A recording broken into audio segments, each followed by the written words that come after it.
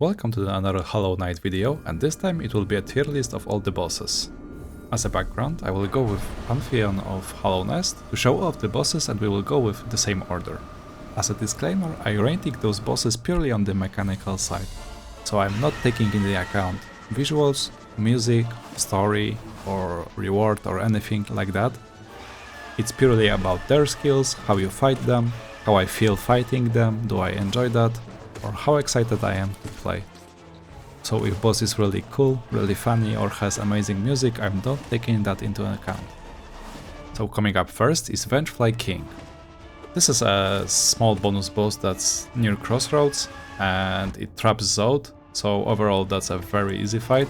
It has two abilities. Overall it's an okay boss, and I have nothing against it, but I'll put it in the C. It's just an early game bonus boss that's nothing special. In the Godhome you will fight two of those at once, which makes it slightly more interesting, but it's still pretty easy. Next is Grassmother, another optional boss from Crossroads, and the main difficulty of that boss is being in the small room, so I would say it's also C. I would say this is like an okay tier, but I'm hesitating it actually being a bad boss. I mean, I don't really like it, but also I don't have any hard negative feelings towards it, so for now let's keep it in the C. Next is first main boss. It's also from the Crossroads, it's False Knight, and I would say it's a perfect first boss. All the abilities are well telegraphed, he's slow enough for you to react, he's big and scary, but actually easy to defeat. He has an interesting mechanic where only you can charge the souls whenever the head is out. The only downside of it is the barrels coming from the ceiling, and it was unknown for me that I can redirect them. This is not a popular mechanic, you can only redirect like the spikes coming from the ceiling, but for you to learn it you must try, which I probably didn't do for a very long time. So I would say it's a very good boss, but there are many of better ones. Next is Massive Moss Charger, another optional boss, but this time from the green path. And also two abilities, very simple, very easy. I would say nothing special about it. I put it in the C, which for me is an okay tier. And now the main boss from the green path, the Hornet. And I must say that's a really cool early game boss. All the attacks are also well telegraphed, they're faster. Also Hornet has nice variety of abilities, from the air, from the ground, and yeah, that actually feels really nice to fight her. I'm putting her in the S tier. The first dream boss, Gorp, and I would say dream bosses are the optional bosses that are slightly more cool than the ones we've rated so far. It has basically one damaging ability plus the teleport, and I would say it sounds boring, but it's fun. I'm putting it in the B, and for the Godhome, whenever there is less space on the platform, you have like 3 little platforms instead of one big flat platform, makes this fight also slightly harder and quite enjoyable. Okay, this is a fight I definitely know how to rate, Dunk Defender, and I actually heavily dislike it.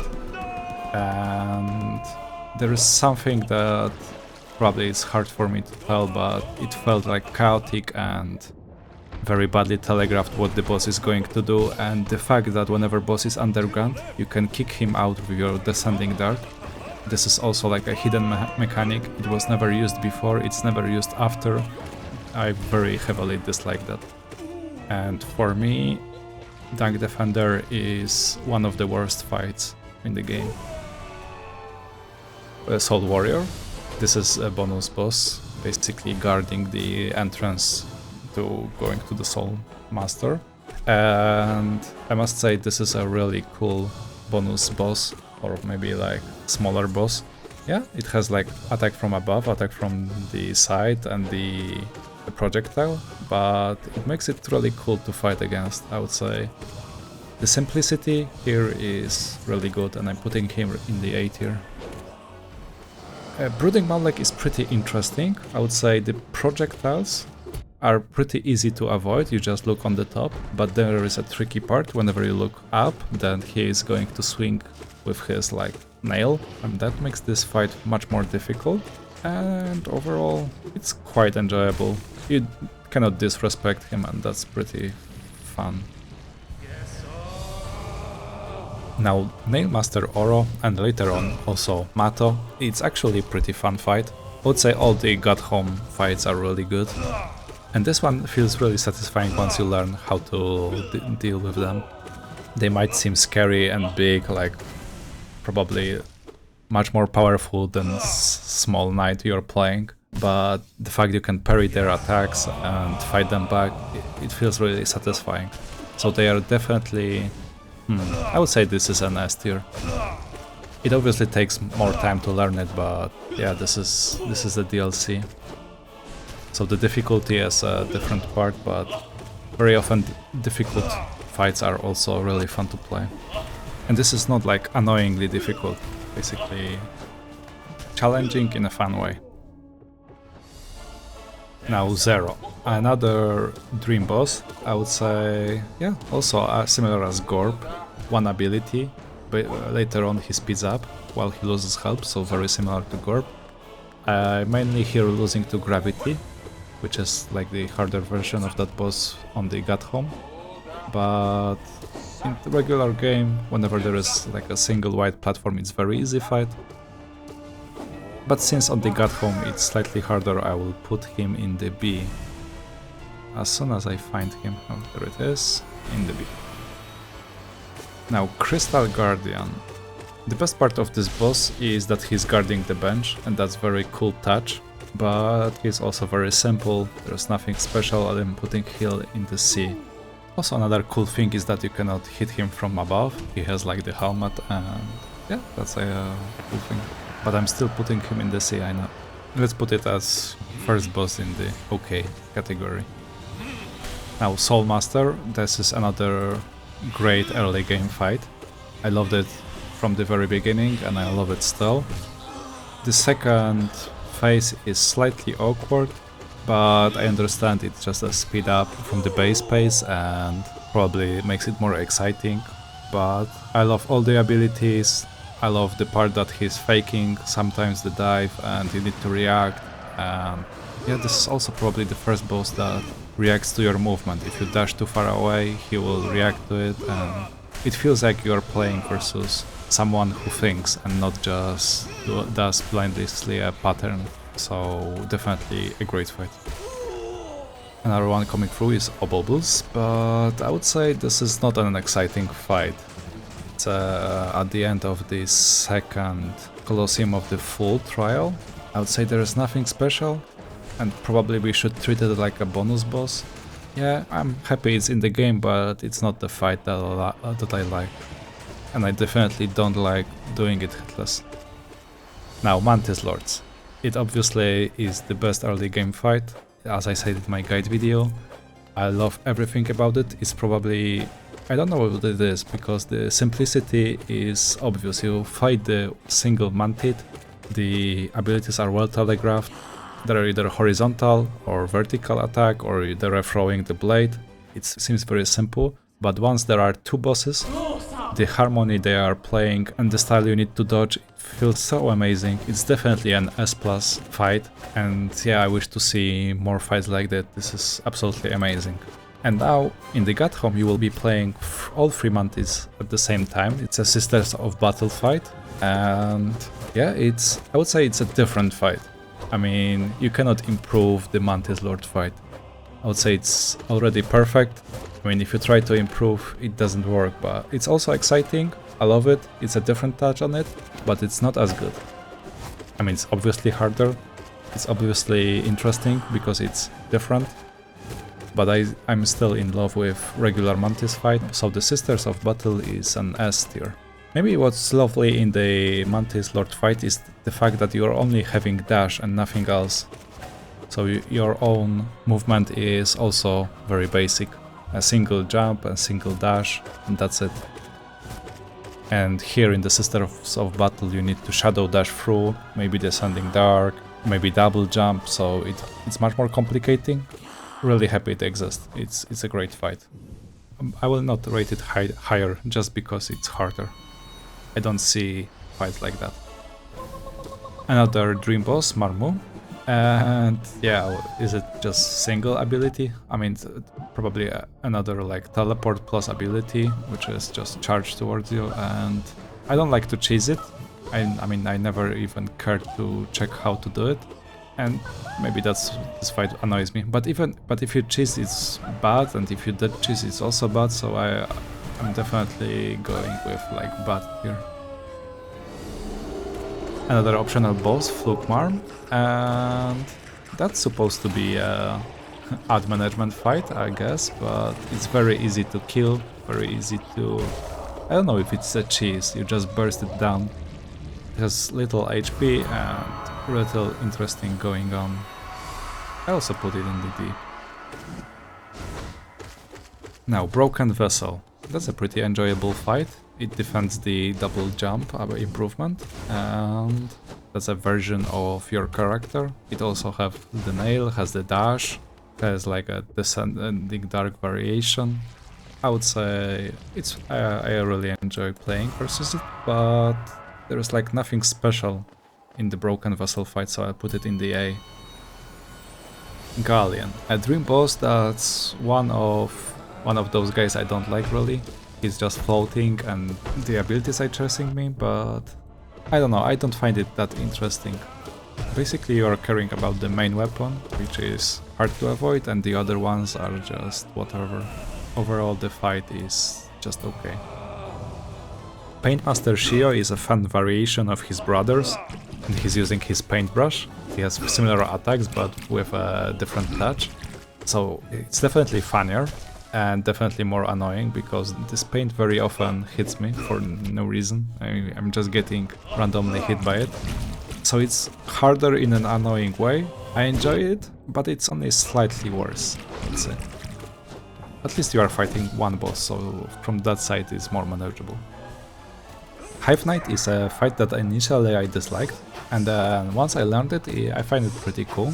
So it's hard for me to make a decision because first impression is also important. I will put him in the middle in the B tier. I mean, putting it in the B tier is very fitting for a Beehive champion and not intended. Elder Hu is my favorite dream boss. It's very simple, very well telegraphed. He has also two abilities, excluding the teleport. And the fact that the pattern is changing is making this more fun and less predictable. I mean, easy and enjoyable. So I am putting him in the B tier as well. The Collector is probably the fight with most ads, and that's actually cool. So far we had also Flugmarm and the King Vengefly. I think a Collector is a good fight for sure. I'm putting him in the B here. It's definitely not as cool as some bosses from the A, so he will be having this spot. And God Tamer is an awkward fight to rate because it's at the end of the Trial of the Fool, and it couldn't be hard or interesting since it would be such a pain in the ass to progress. That's why the Ant itself has like one ability and the Beast have two abilities, so it seems very simple, but that's a good reason. We don't want a hard boss after very hard challenge. And chaining it together, that would be like really awful. So it has to be underwhelming or not that interesting. I would say is it a good fight? Yeah, is it even good? Does it deserve B? Or is it more fitting with C next to Bubbles? Yeah, I'm usually not excited to fight God Tamer. It's not that interesting.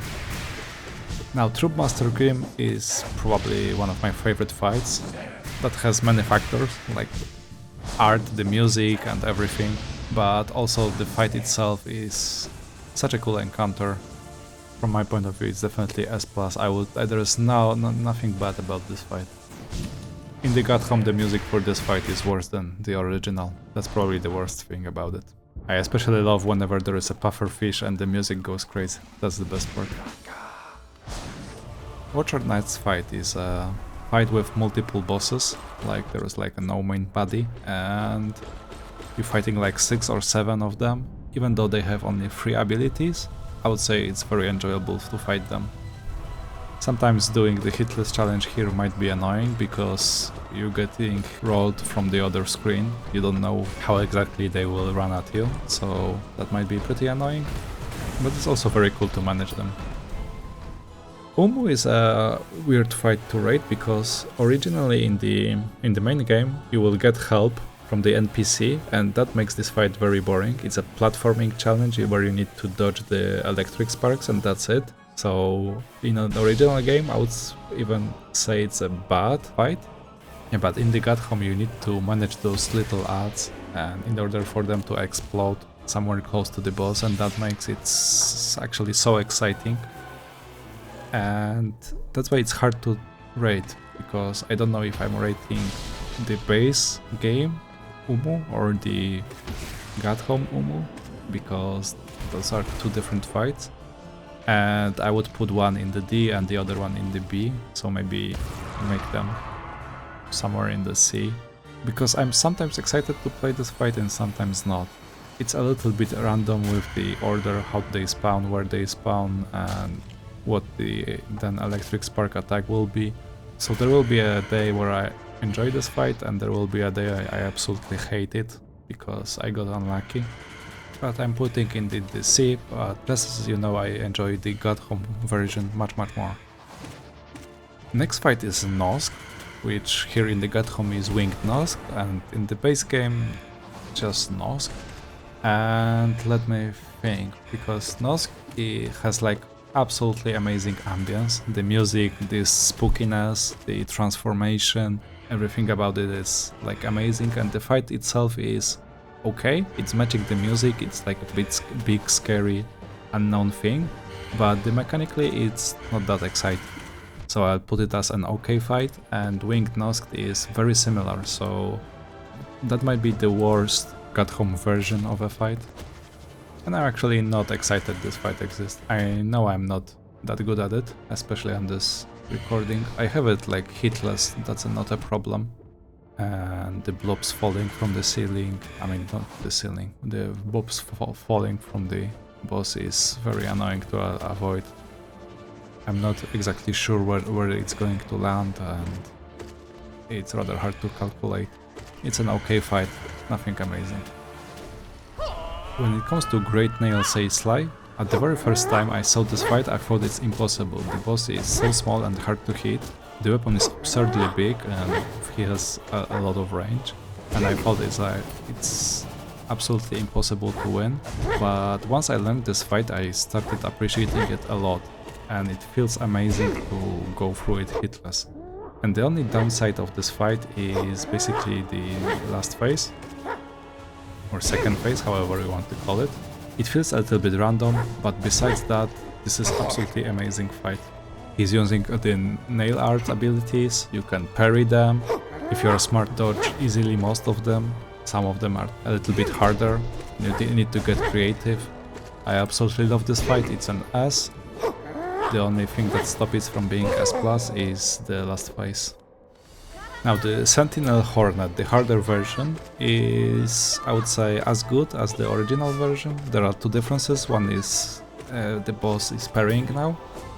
That's probably one of the coolest shared abilities, so whichever boss is parrying your attacks, that's always a good interaction. I always enjoy that.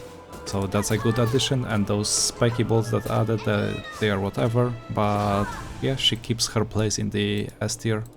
Obviously all the abilities are faster, which is better for more advanced players, so it's still a fun fight. An Enraged Guardian is actually interesting, because it's basically the very same fight as the regular Guardian, Crystal Guardian, but now he does double damage, and now you need to respect him. And this is the first time I died on my Steel Soul attempt, because I did not respect him. I thought he's an easy boss, and he wasn't that easy. I put him in the B, just because you need to respect him, and makes this fight like the stakes bigger. I don't know, once you cannot ignore the abilities, they have a different power, different meaning, and the fact that I died on my Steel Soul attempt, that's not his fault, that's entirely on me. He deserves some respect, and yeah, it's more enjoyable. Now, the dream version of a broken vessel, which is Lost Kin, making this fight faster, I don't know if it makes it better. I would say it's as good as a broken vessel, although I did not enjoy it as much. But I would definitely not say it's worse fight, so they have to be in the same tier.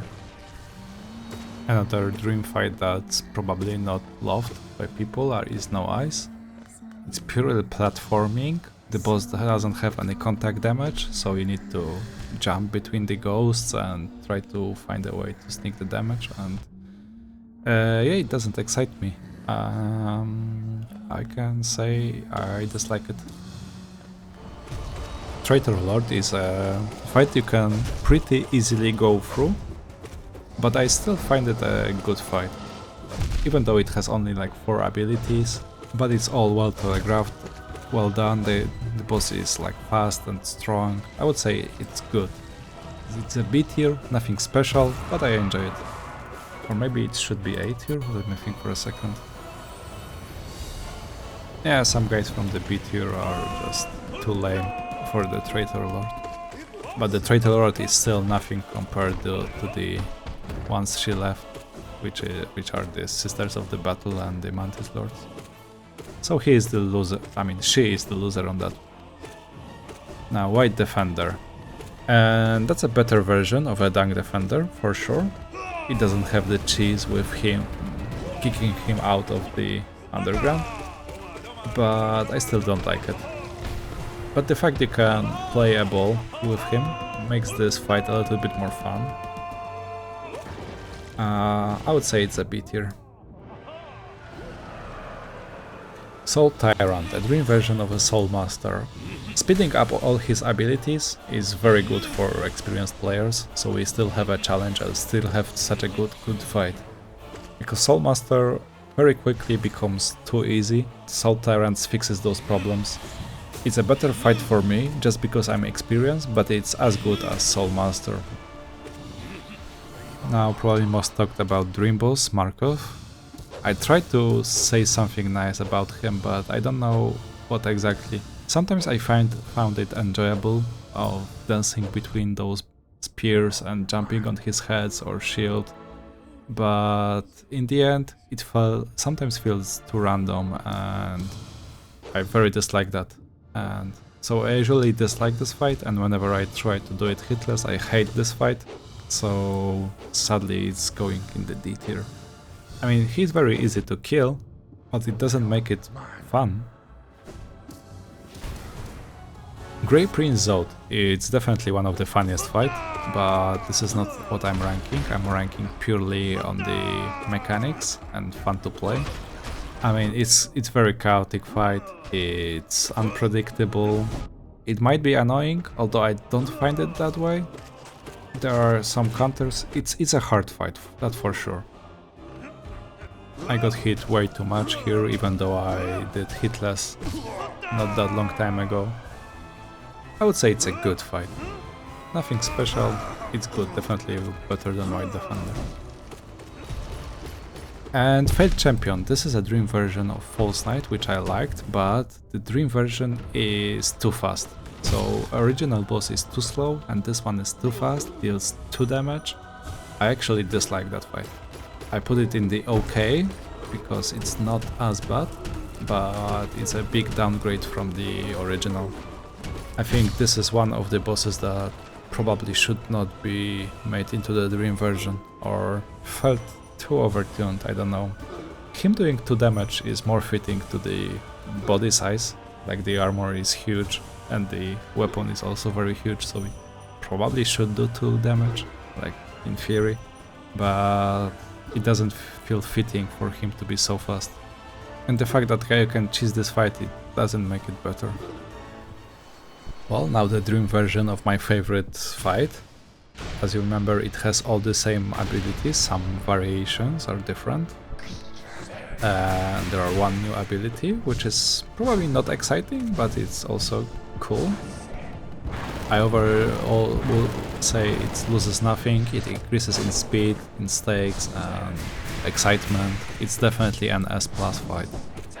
And once now I'm more advanced in the game, it's better for me because it's not that easy. This is probably as close to the perfection as it can be. And it also reacts to your movement whenever you like dash towards him, whenever he wants to dash uppercut, or you will dash into him whenever he wants to do the fire buzz and then he dash away because he wants to keep distance. Like it's such a lovely touch that like boss is not mindless and is reacting to your actions. It feels like a real fight and I really appreciate that. In the S+ I don't have it for the Mantis Lords, although they a little bit react to you, but only in the ability they choose to attack and not like reacting directly. Coming up next is Pure Vessel, but let's talk about Hollow Knight first.